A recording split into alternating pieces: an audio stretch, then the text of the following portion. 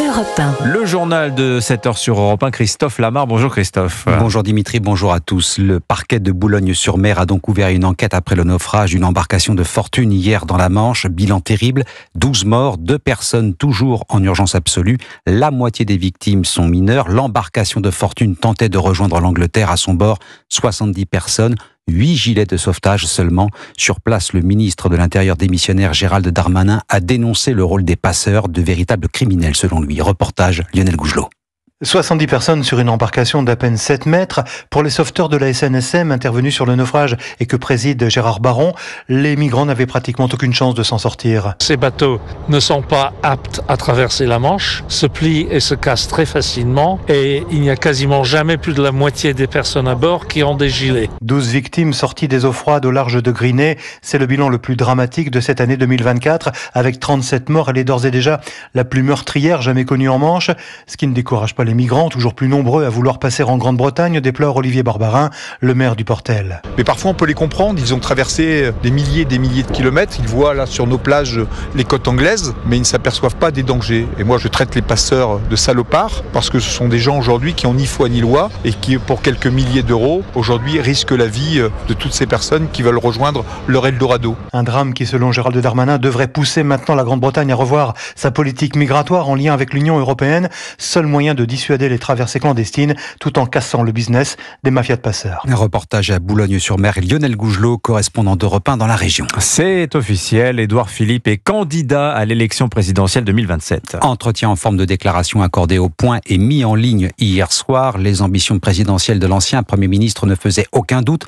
Le moment choisi peut étonner, en pleine crise politique et alors que la France n'a plus de gouvernement depuis 50 jours, Alexis de la Fontaine. Oui, entre deux consultations avec Emmanuel Macron pour tenter de trouver un nouveau Premier ministre, Édouard Philippe surprend adversaires et partenaires avec cette annonce de candidature. Ce que je vais proposer aux Français sera massif, promet-il. Le maire du Havre souhaite ainsi prendre de court ses concurrents du bloc central comme Gabriel Attal ou François Bayrou, mais aussi s'imposer comme le favori des sondages pour 2027 ou avant en cas de présidentielle anticipée. Nous devions être les premiers à nous lancer, justifie son entourage. Mais avec ce timing, Édouard Philippe prend le risque de faire capoter l'alliance avec les Républicains voulue par le chef de l'État, car le président d'Horizon s'en prend violemment à Laurent Wauquiez. Avec ses petits calculs politiciens, il est aveuglé par le passé et obsédé par le futur. Cette attaque donne le coup d'envoi de la campagne qui s'annonce sans pitié. Alexis de la Fontaine du service politique d'Europe 1. La candidature d'Édouard Philippe accueillie froidement par le camp présidentiel. Pas vraiment opportun, regrette le président du groupe macroniste au Sénat, François Patriat. À gauche, la patronne des écologistes, Marine Tondelier, moque le sens du timing et des priorités de l'ancien Premier ministre. Et pendant ce temps, Emmanuel Macron continue de chercher l'homme ou la femme providentielle pour Matignon. On va rester plus que jamais prudent sur les noms. La piste Thierry Baudet serait refermée, au moins provisoirement. 2 candidats ont toujours ou à nouveau les faveurs de l'Élysée, le socialiste Bernard Cazeneuve et le républicain Xavier Bertrand. Toujours la même question pour le chef de l'État qui poursuit ses consultations avec les différents états-majors politiques. Seront-ils ou non censurés? Vous écoutez Europe 1 matin, il est 7h05. Alors, eux deux sont dans l'avion pour Paris. La justice argentine a autorisé les 2 rugbymen français à rentrer en France. Arrivée de leur vol prévu cet après-midi à 17h45, Hugo Oradou et Oscar Gégou restent toutefois mis en examen pour viol aggravé. Les 2 joueurs soumis à quelques règles strictes comme l'obligation de se présenter au consulat d'Argentine en France si l'enquête l'exige. Quoi qu'il en soit, leur retour est un soulagement pour leur avocat. Maître Antoine Veil s'en est expliqué hier avec Pierre de Villeneuve dans Europe 1 Soir. Ils vont pouvoir souffler un peu parce que vous imaginez la pression qui a été la leur. A priori, ils n'ont pas le profil de violeur, si vous voulez. Et en 30 secondes, tout s'inverse. Des gens qui sont hyper sains deviennent presque des alcooliques. Des gens qui sont dans le respect des valeurs du rugby deviennent des gens violents. Des gens qui sont innocents de tout deviennent des présumés violeurs. Et donc, effectivement, pendant les prochains jours, d'abord, ils vont rentrer chez eux, ils vont retrouver leur famille qui n'ont jamais douté un instant de leur culpabilité. Et nous, on a vécu à la fois une enquête qui progressait, et qui objectivement marquait l'absence de culpabilité des joueurs, et en même temps une campagne médiatique qui faisait passer tout un tas de fausses informations. Et aujourd'hui, il y a des juges qui ont libéré ces 2 joueurs, et c'est une décision qui est suffisamment rare pour qu'elle soit accueillie avec un certain soulagement. Maître Antoine Veil sur Europe 1 hier soir avec Pierre de Villeneuve. Le Stade Rochelais et la section paloise, club respectif d'Oscar Gégou et Hugo Oradou, saluent leur retour en France, tout comme la Fédération française de rugby qui y voit une nouvelle avancée vers la manifestation de la vérité. Et puis l'EPR, enfin à Flamanville, le réacteur nouvelle génération a démarré hier avec 12 années de retard. Processus de réaction en chaîne enclenché à 15h54 très précisément. Il faut encore le raccorder au réseau, mais il s'agit là déjà d'un premier succès pour EDF, ses ingénieurs, Flamanville et au-delà tout le Cotentin. Le département abrite aussi l'usine de traitement de déchets nucléaires d'Orano. Le nucléaire, une filière porteuse et très rémunératrice.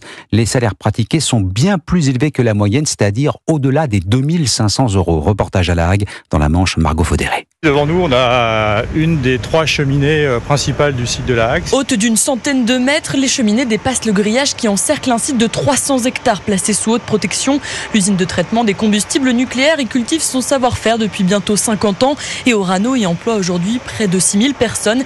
Des profils hautement qualifiés, explique Jean-Christophe Varin, le directeur adjoint du site. On va retrouver des chimistes, des spécialistes en robotique, en génie chimique, en structure des matériaux. Bruno, lui, a suivi une formation technique en radioprotection à Cherbourg. J'ai passé un premier niveau en radioprotection, aussi technicien en radioprotection et TSR, technicien supérieur en radioprotection. Et les salaires sont au rendez-vous. Ici, la rémunération atteint en moyenne 40 000 € bruts par an pour un non-cadre. C'est bien plus que la moyenne nationale, souligne David Marguerite, le président de l'agglomération. Nous en avons vraiment besoin de faire venir des gens de l'extérieur. Venez dans le Cotentin, vous aurez l'insertion professionnelle, vous aurez la qualité de vie et vous avez la perspective d'avoir un niveau de vie plus important que la moyenne nationale. Et c'est à quelques kilomètres de là, dans la zone de Flamanville, que les salariés sont les mieux rémunérés sur l'ensemble du territoire, avec un salaire de 3 700 € net par mois en moyenne. Margot Faudéré du service économie d'Europe 1. Bon, et en ce début de mois de septembre, premier bilan de la saison touristique estivale et le Sud-Est tire son épingle du jeu. La Côte d'Azur, grande gagnante de l'été, hôtels, campings et restaurants ont fait le plein de touristes. Reportage Frédéric Michel, correspondant d'Europe 1 dans le Sud-Est.